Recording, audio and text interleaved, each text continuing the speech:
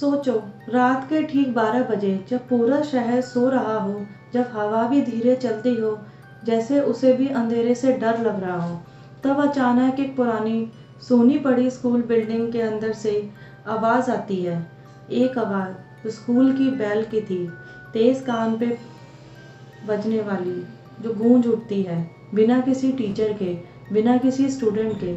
और लोग कहते हैं जो भी उस बेल को सुन लेता है वो सिर्फ सुनता नहीं बल्कि उसे बुलाया जाता है एक ऐसी क्लास में जहां एडमिशन तो मिलता है लेकिन छुट्टी कभी नहीं होती।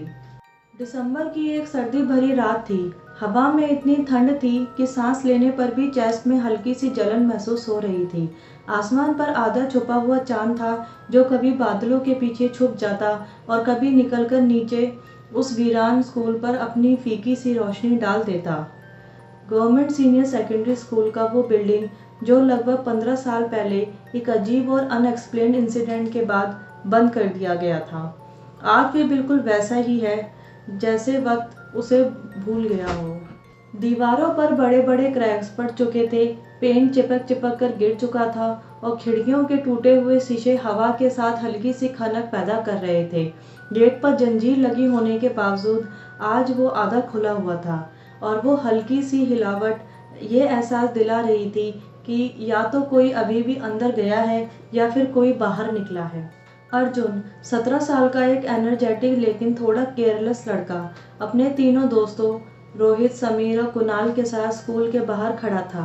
उनके हाथ में मोबाइल फोन्स थे जिनके फ्लैशलाइट्स ऑन थे और सबके चेहरों पर एक मिक्स एक्सप्रेशन था, एक्साइटेड भी और थोड़ा डर भी। उन्होंने आज के डेयर चैलेंज रखा था और अर्जुन को प्रूव करना था कि वो सबसे ज़्यादा फियरलेस है। भाई, बस 12 बजे तक अंदर रहना है और लाइव वीडियो रिकॉर्ड करना है, इजी है ना? रोहित ने हल्का सा हंसा। अर्जुन ने भी कॉन्फिडेंस से स्मिक किया, लेकिन जैसे ही उसने उस स्कूल बिल्डिंग की तरफ देखा, उसके अंदर कहीं ना कहीं अजीब सी बेचैनी पैदा हुई, जो उसने तुरंत इग्नोर कर दी। मैं जा रहा हूँ, देखते हैं क्या होता है, अर्जुन ने कहा और धीरे से गेट की तरफ बढ़ा। जैसे ही उसने ठंडे लोहे के गेट को हाथ लगाया, एक इंस्टेंट ठंड उसके हाथ से लेकर सीधा उसकी रीढ़ की हड्डी तक चली गई, जैसे किसी ने उसे बर्फ से छू लिया हो। उसने हल्की सी हिचकिचाहट के बाद गेट को पुश किया। क्रीक की खराश भरी आवाज ने रात की गहरी खामोशी को चीर दिया और उस एक आवाज के बाद सब कुछ और भी ज्यादा चुप लगने लगा, जैसे बिल्डिंग उसके आने का इंतजार कर रही हो। अंदर घुसते ही उसके सामने एक लंबी और अंधेरी कॉरिडोर थी। दोनों तरफ क्लासरूम्स थे जिनके दरवाजे आधे खुले हुए थे। हर डोर ऐसा लग रहा था जैसे एक आंख हो जो उसे घूर रही हो। फ्लोर पर धूल की मोटी परत थी और अर्जुन के हर कदम के साथ उस पर नए निशान बनते जा रहे थे। उसके जूतों की आवाज़ कॉरिडोर में गूंज रही थी और हर गूंज कुछ सेकंड तक हवा में लटकती रह जाती, जैसे बिल्डिंग उसकी हर मूवमेंट को याद रख रही हो। ऊपर वॉल पर लगा पुराना क्लॉक अब भी चल रहा था, लेकिन उसकी टिक टिक नॉर्मल नहीं थी। हर सेकंड के बीच एक अजीब सा गैप था, जैसे वक्त यहाँ रुक रुक कर आगे बढ़ रहा हो। अर्जुन ने अपनी वॉच देखी, 11:56। उसने अपने आप को काम करते हुए सोचा, बस 4 मिनट और। जैसे ही वो आगे बढ़ा, उसने कॉरिडोर के एंड पर एक क्लासरूम का डोर धीरे धीरे हिलते हुए देखा। हवा बिल्कुल बंद थी, फिर भी वो डोर अपने आप मूव हो रहा था, जैसे कोई अंदर से उसे हल्की सी पुश दे रहा हो। अर्जुन का दिल अब थोड़ा तेज धड़कने लगा। क्यूरियोसिटी और डर का एक अजीब मिक्स उसे उस डोर की तरफ खींच रहा था। हर कदम के साथ उसके पैर भारी लगने लगे, जैसे फ्लोर उसे रोकने की कोशिश कर रहा हो। जैसे ही वो करीब पहुंचा, उसने अंदर से हल्की सी खुसर फुसर की सुनी, जैसे कुछ लोग धीरे धीरे बात कर रहे हों। लेकिन जैसे ही उसने ध्यान से सुनने की कोशिश की, आवाज़ तुरंत बंद हो गई। उसने अपना हाथ बढ़ाया और डोर को धीरे से पुश किया। रूम बिल्कुल अंधेरा था, सिर्फ एक कोने में ब्रोकन विंडो से मूनलाइट आ रही थी। उस रोशनी में हवा में तैरते हुए डस्ट पार्टिकल्स ऐसे लग रहे थे जैसे हजारों छोटी छोटी रुएं हवा में मंडरा रही हो। रूम के लास्ट बेंच पर एक शैडो जैसे शेप दिखा, जैसे कोई वहां बैठा हो। अर्जुन की सांसें तेज हो गई। हेलो, कौन है वहाँ? उसने हल्की सी कांपती हुई आवाज़ में पूछा। कोई जवाब नहीं आया। वो धीरे धीरे आगे बढ़ा और जैसे ही उसने टॉर्च ऑन करके लास्ट बेंच पर लाइट डाली, वहाँ कोई नहीं था। वहाँ कोई नहीं था, सिर्फ एक पुरानी धूल से भरी नोटबुक रखी थी। अर्जुन ने कंफ्यूज होकर नोटबुक उठाई। जैसे ही उसने उसे खोला, हवा का एक ठंडा झोंका उसके चेहरे से टकराया और उसी सेकंड स्कूल बेल इतनी जोर से बजी कि उसके कान गूंज उठे। उसका हार्ट एक सेकंड के लिए रुक गया। उसने घबराकर नोटबुक गिरा दी और चारों तरफ देखने लगा। इम्पॉसिबल, ये कैसे? उसने धीरे से बोला। बेल कुछ सेकंड तक लगातार बजती रही, फिर अचानक रुक गई और उसके बाद जो साइलेंस आया वो और भी ज़्यादा हैवी था, जैसे हवा भी रुक गई हो।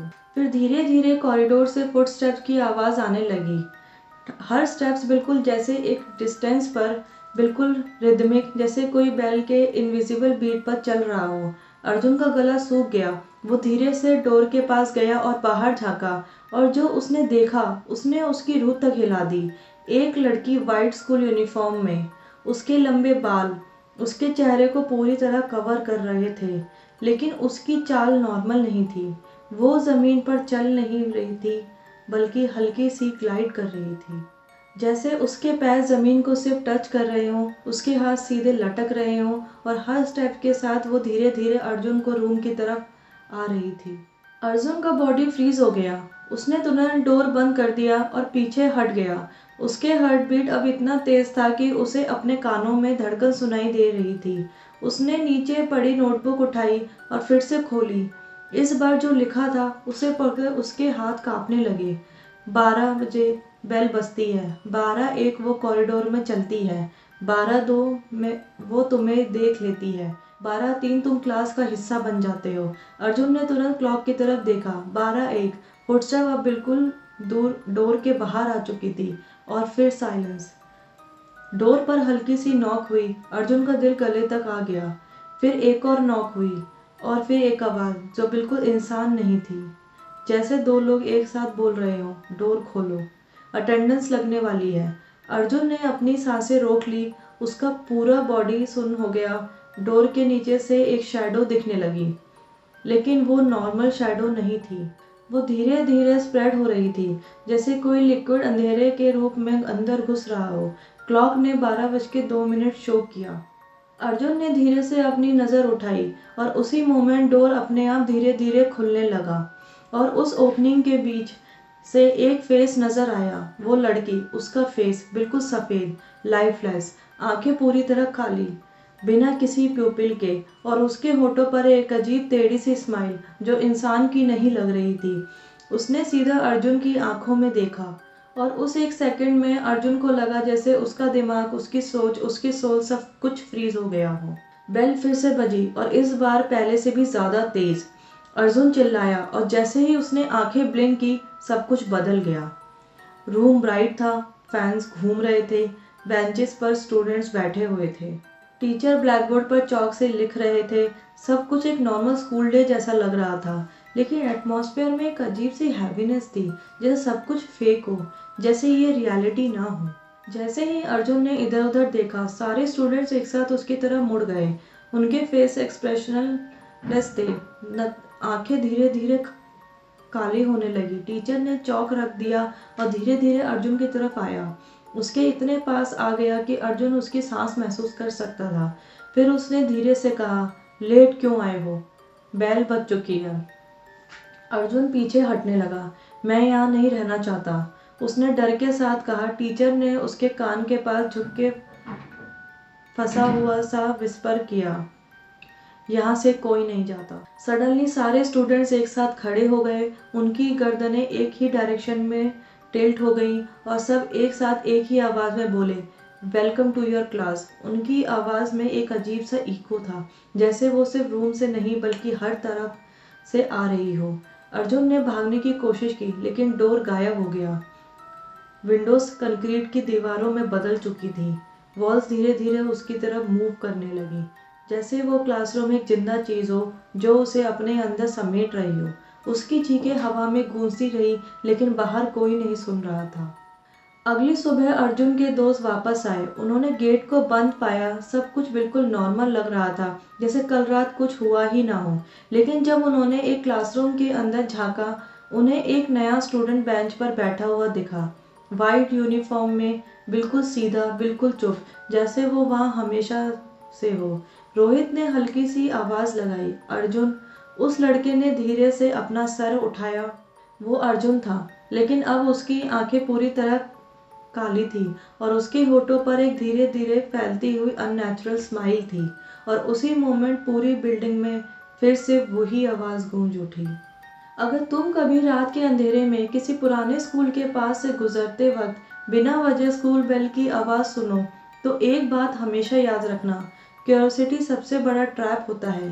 पीछे मुड़कर मत देखना, अंदर जाने की गलती कभी मत करना, क्योंकि हो सकता है वो बेल तुम्हें पढ़ाई के लिए नहीं, बल्कि तुम्हें अपनी नेक्स्ट क्लास के परमानेंट स्टूडेंट बनाने के लिए बज रही हो।